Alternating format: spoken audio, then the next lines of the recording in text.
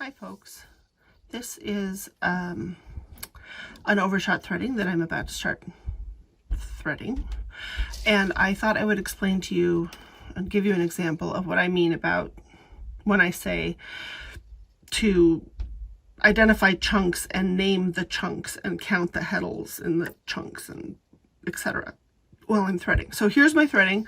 This center part from this little arrowhead and this sort of roundy thing, that's my repeat. So I need to do this. This is the right border. I do it once, and then I do this and alternate these until I've done the center one 3 times.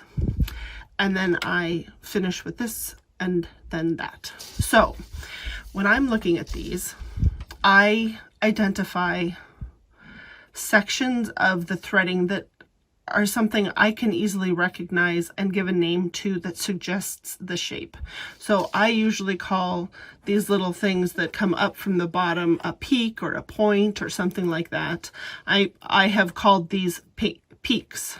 So there's a peak at the first part of the repeat, which remember is from here to here. The first part of the repeat I'm calling a peak. And then there's this whole thing, which always makes me think of U-shaped valleys that glaciers carve out. So it's not a sharp valley, it's a round valley. So I'm calling it either a valley or a scoop because it's round, it's not sharp. Yeah, okay. So the peak is really small. It's only 5 ends total. 1, 2, 3, 4, 5. And I count the number of ends on each shaft in the little chunk. So why am I using the word chunk? Well, it's not the repeat because I'm only talking about part of the repeat. It's not a unit because Overshot doesn't have units. It's just, I needed a word for section or part or whatever, and chunk is what usually comes to my mind. So there you are. In this chunk, which I have named a peak, I might even call it a mini peak because it's very small, but I don't have any maxi peaks in in this threading, so there's no reason to distinguish it from something else. If I had some maxi peaks somewhere else, I might call them like a caret. This looks like that accent, the caret, or circonflexe in French, or a point or whatever. So give it some name that would help distinguish it from the other things, which I might call mountains, for instance. Anyhow, in my peak, I have 2 on shaft 1, 2 on shaft 2, and 1 heddle on shaft 3. So 5 heddles total in the peak. Same over here. The peaks are identical, so they have the same name. Now, my scoop has a total of 23 ends, but even more useful information for me is that there are 4 ends, and therefore 4 heddles on shaft 1. There are 6 heddles on shaft 2. There are 7 heddles on shaft 3. And there are 6 heddles on shaft 4. And one thing that's worth noticing is that if you add up all the heddles on the odd shafts, 1 and 3, and all the heddles on the even shafts, 2 and 4. So the totals in this example, for this little motif, are 11 and 12. Those two numbers will always be within 1 of each other. And that is because an overshot threading always alternates odd and even, odd and even, odd, even, odd, even, odd, even. Wherever you start, well, okay, ignore that for the time being. That's for a different thought. So in the little peak, it's the same. If I add the odd shafts 1 and 3, there are 3 total heddles. And if I add the shafts 2 and 4, the even shafts, there are 2 total heddles because there aren't any on 4. And again, 3 and 2 are within 1 of each other. So I know in my head, I need this little starting border. And then I'm going to thread a peak and a scoop, and a peak and a scoop, and a peak and a scoop. Now I want to call them cones and scoops and think ice cream. You know, whatever makes sense to you. Peak scoops, peak scoop, peak scoop, then a peak, then the ending border. I'm only going to look at these ending and starting borders once, so I'm not going to try to memorize that or the numbers or anything. They're not going to become familiar because I'm not going to repeat them. But this center repeat, I'm going to thread several times. And it will be much easier for me to think, oh, I have to do a peek and then I have to do a scoop, than it will be for me to think, okay, now I have to go 1, 2, 3, 2, 1. And then I have to go 4, 3, 4, 3, 2, 3, 2, 1, 2, 1, 4, 3, 4, blah, blah, blah, blah, blah, blah. I can just think scoop. So I will come back to these names again as I am threading. So next I need to thread this scoop. And I figured out before I even started threading that each scoop has 4 ends on shaft 1, 6 ends on shaft 2, 7 ends on shaft 3, and 6 ends on shaft 4. So the first thing I'm going to do is separate those heddles from the supply that I have. Recall that I've already separated out all of the heddles that I need for the project. These are all the heddles I need for my whole threading, and they're separated from the herd with the little heddle clips, so they can be pushed back to the side and still not get mixed together. So these heddles are just the ones that I need right now for the scoop. But I still don't want to have to deal with all of these heddles at the same time. So I'm going to work in smaller sections. There are several approaches to doing this. One that I commonly use is to work in groups of 4 threads at a time. I have 4 fingers, so that makes it easy to hold the 4 threads. And also, because Overshot always alternates odd, even, odd, even, odd, even, then the group of 4 will always be a pair, in this case, of even, odd, even, odd, even, odd, even, odd. So these 4 threads, 4, 3, 4, 3, even, odd, even, odd. The next 4 threads, 2, 3, 2, 1, even, odd, even, odd. The next 4 threads, 2, 1, 4, 3, even, odd, even, odd, everywhere across. So that's one approach I often take. For me, 4, 3, 4, 3, then 2, 3, 2, 1, then let's see, 2, 3, 2, 1, then 2, 1, 4, 3, then 4, 3. Those little groupings don't feel logical. They don't make sense. They won't be easy for me to remember. What is easy for me to remember is 4, 3, 4, 3, 2, 3, 2, 1, 2, and then got to remember something in the middle. 1, 4, 3, 4, 1. It's a 4, 3, 4 like you'd expect, but there's no 1, 4, 1.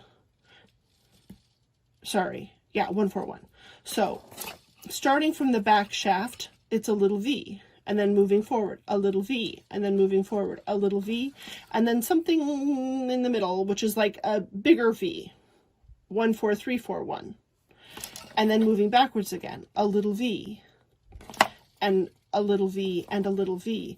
That's what my scoop is made up of. Little V's that start at the back and come forward, a big V in the center, and little V's that go starting at the front and work to the back. So that is a more logical way for me to think about how to thread this. So rather than doing 4 threads at a time, I'm going to do them in the little V's. My first little V starts at the back because it's a scoop, which means it's wide at the back shafts and narrow at the front shafts. So it's going to start in the back on the right side or in the left side, whichever way. And it goes 4, 3, 4. So here's 4, 3 from this bunch of threads. And then I need one more from the next group to get my 4. And then the next little V moving forward, which is 3, 2, 3.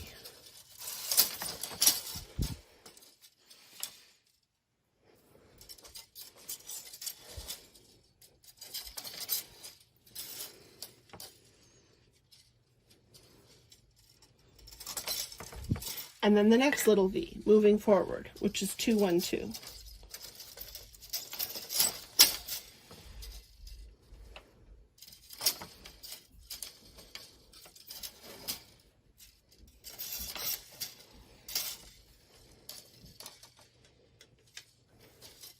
And now we're at that big V. 1, 4, 3, 4, 1. So I need 2 on 1, 2 on 4, and 1 on 3.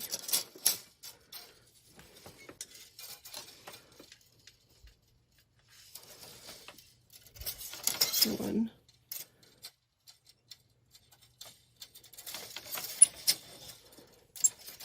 4,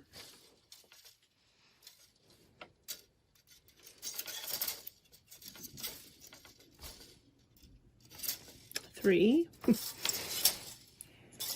4, 1.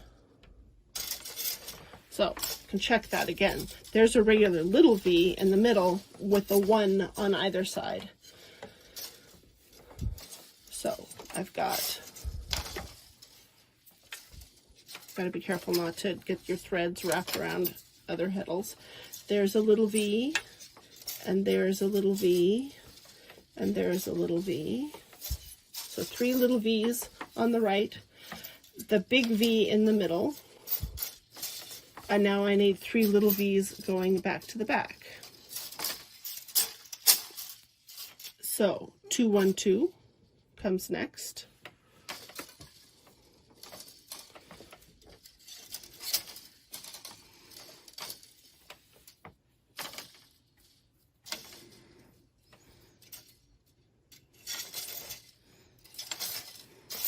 Then 3, 2, 3.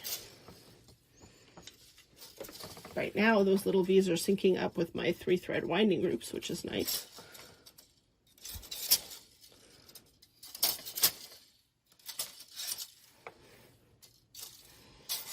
And then 4, 3, 4. And I've used up all my heddles, which is very reassuring. I've used up all my heddles for this chunk, for the scoop. So there's another little V, and there's a little V, and there's a little V. So those are the 3 little V's on the left side. And then there should be the center big V. Yep.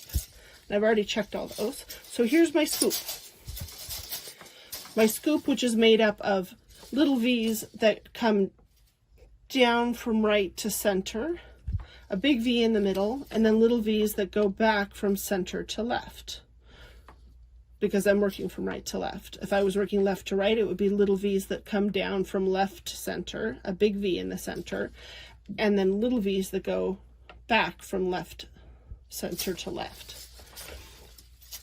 However you think about how you're going to thread this chunk, check the heddles again afterwards.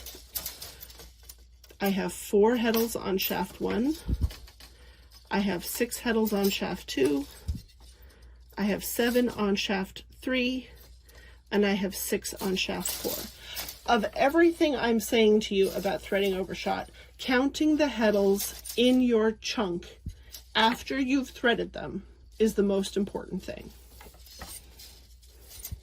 So now I tie that off as the whole scoop. So first I have a peak, and then I have a scoop, and those are quite different sizes. There's a little peak, it's only 5 threads, and then there's a big scoop that's 23 threads. And I know from analyzing my threading before I started that it's going to alternate, apart from these little borders, peak, scoop, peak, scoop, peak, scoop. So I can quickly tell by glancing at these, oh, here's a little peak, here's a big scoop, I must have a peak next. And it hasn't been so long since I threaded a peak that I can't remember that that's 2 threads on shaft 1, 2 threads on shaft 2, and 1 thread on shaft 3. And I called it a peak, so it must be this kind of a shape. So 1, 2, 3, 2, 1. So I don't even need to look at my threading to manage a peak. For the moment. If I go and get a cup of coffee and come back in an hour or so, then I'm going to have to look again, chances are. But for the moment, I don't need to. So here's my peak.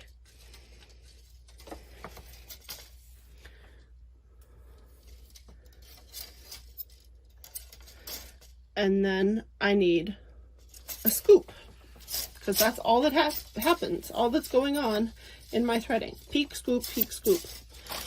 So maybe I need to refer to my piece of paper to see how many heddles I need in each place. Or if I don't feel like digging the piece of paper up, I can just refer back to a previous scoop and see, oh, I need 4, 6, 7, 6.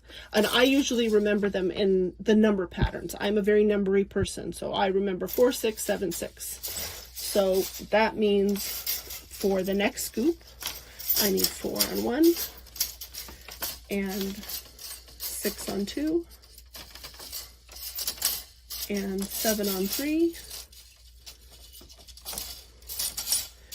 and 6 on 4. And because I took the time to make sense of the threading and think of it in little shapes, remember all those little V's? The V's in the big scoopy U? Well, if the thing is shaped like a scoop, then it has to start at the back on the right. So I'm going to be doing something with the heddles on shafts 4 and 3, chances are. And I know I want all those little V's. So first thing I can remind myself is a little V, 4, 3, 4. Now, I'm a very pattern-oriented person, and I've threaded this same pattern several times in the last few days. So this is very fresh in my mind, and I can recall it quite easily. Don't expect or don't judge yourself if that is not as true for you. Not everybody's, thank goodness, not everybody's brain works like mine. But if you can figure out, identify the little pieces of the pattern that speak to you in some way and will be easier to keep track of in your mind, then it will certainly help you avoid mistakes while you're threading, and it will make the threading quicker.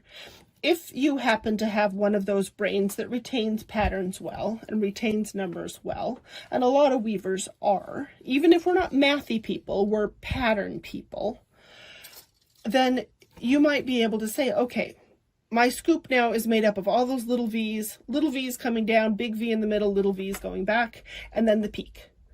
And that may be all you need to thread your whole pattern until you get to this point, and then you've got to go and refer to what you're supposed to do over in your border. So hopefully that helps to some extent.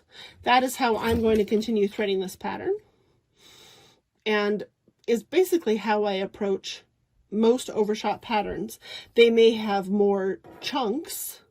Well, you know, there may be a peak, then a scoop, then a peak from the other direction, in which case I would probably call it an up peak and a scoop and a down peak.